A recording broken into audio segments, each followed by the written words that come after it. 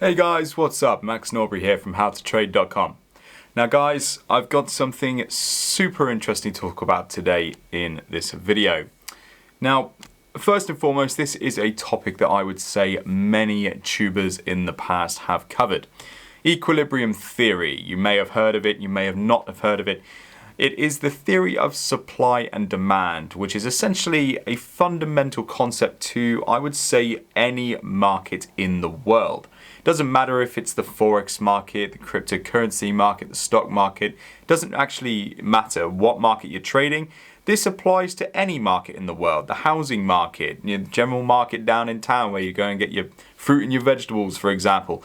Supply and demand works across every market. Now, equilibrium theory, like I said, it has been covered, I would say, excessively on YouTube, as most things are.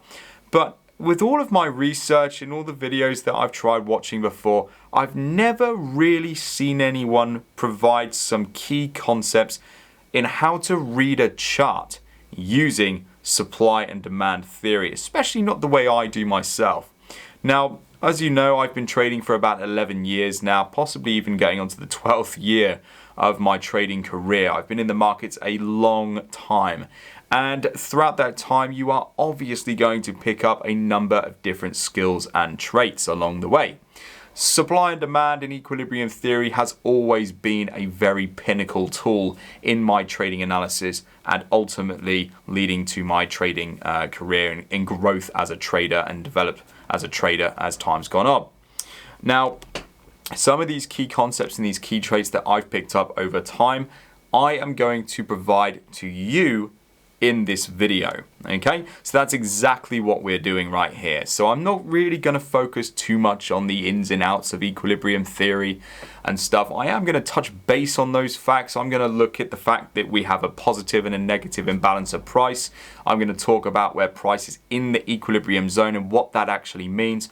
But most importantly, I am going to take you through the charts and actually depict a chart and break it down using supply and demand in the methods that I do and I have used over the course of the years in my trading career. Okay, now everybody in our trading room is using the supply and demand the same way, and they are having some absolutely amazing results doing it. So guys, first of all, let's think about supply and demand in general.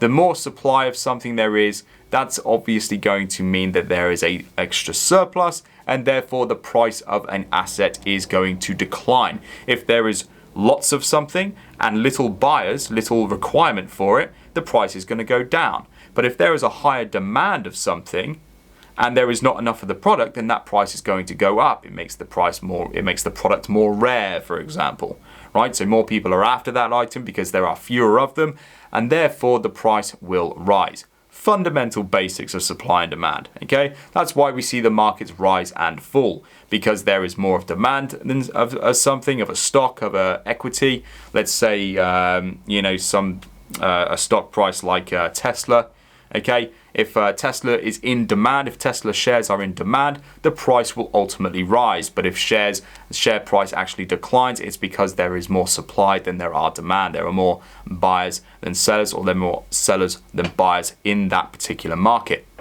Now, the equilibrium zone, per se, is when there are essentially an equal number of buyers and sellers in the market. Now, I'm going to ask you a quick question.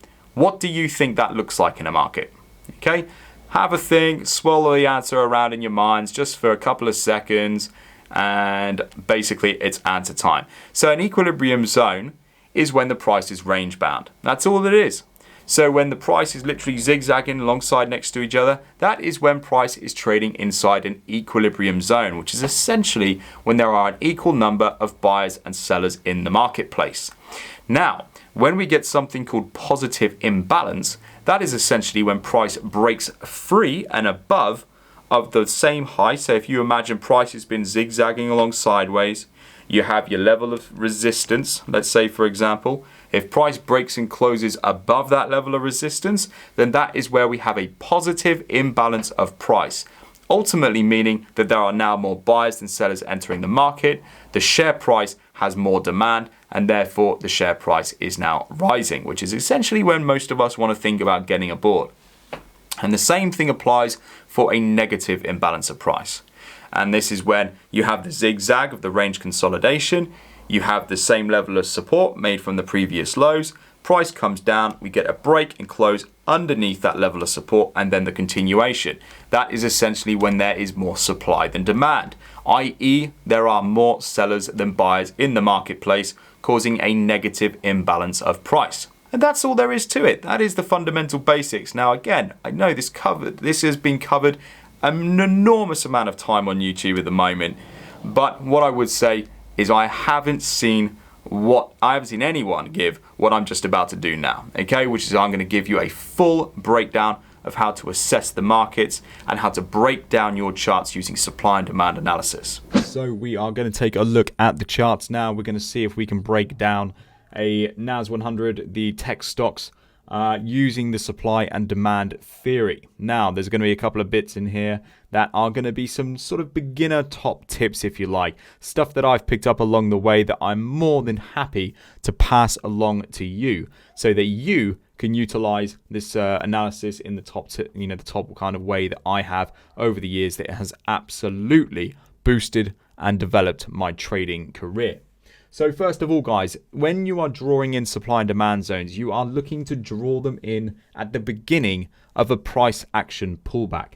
Now, obviously, the beginning of a price action pullback when the market is trending to the upside, like so, is obviously going to be at the highs, which is the beginning of the price action pullback. Okay, so that's like that. Now, if the market was trending to the downside, then you are going to draw them in at the beginning of the price action pullback, which is the lows of the moves. Okay, so it's at the beginning of the price action pullback regardless of whether it's a bearish or a bullish trend, but it is always the beginning of the pullback. Okay, what we're going to look at today is the US tech. Just like I said, this is live. This is a price action that has happened between the dates of around the 8th of April, beginning of April 2020, moving forwards when the tech stocks were trending to the upside, part of their corrective after the coronavirus crash. Now, first of all, when you're drawing in your zones, I like to use a relatively good rectangle. So like this, the beginning of a price action pullback is here. So I'm going to simply draw a zone in there. Okay, the next zone, I'm going to simply copy and paste this one, and drag that one up to this area here. And then I'm going to copy and paste this one, drag that one up to there. This one, I'm going to drag up to here. And then I'm going to keep on going. Okay, and drag that one up a little bit further there. This one, I'm going to drag up to this level here. Okay, so now that we've got some zones in the chart, it's just a super quick little run through there, but really, really easy. As we can all see, price action comes up and through. It comes back down to retest that zone to confirm it is a supply and demand zone. Now, this is actually really important right here, guys, and I want to focus our attention to this piece of price action, okay? Because this in here is exactly what confirms that to be a valid supply and demand zone.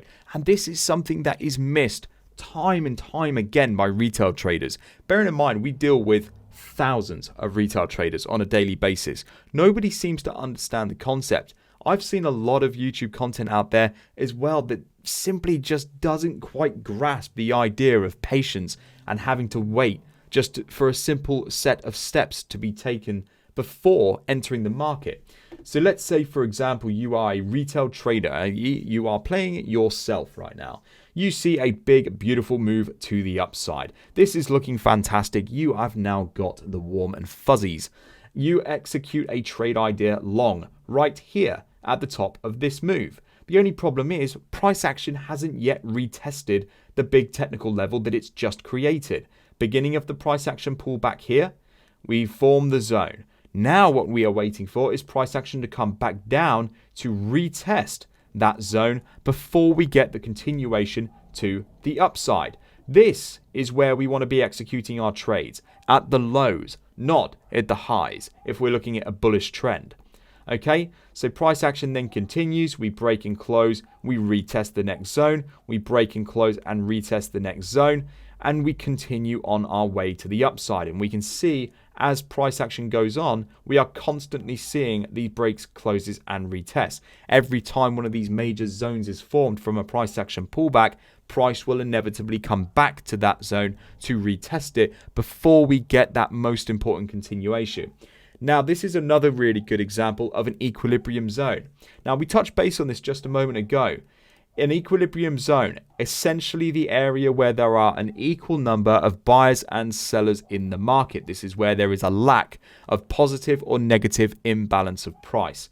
This area here, we form high number 1.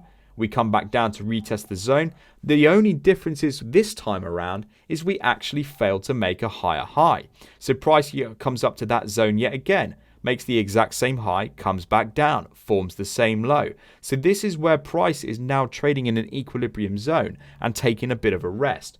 The only way we are going to know which direction price is taking is by waiting to see the positive or the negative imbalance of price via a break, close, and retest. So what we do is we keep holding on, we hold on, price comes back up, except this time we get a breakout of that zone.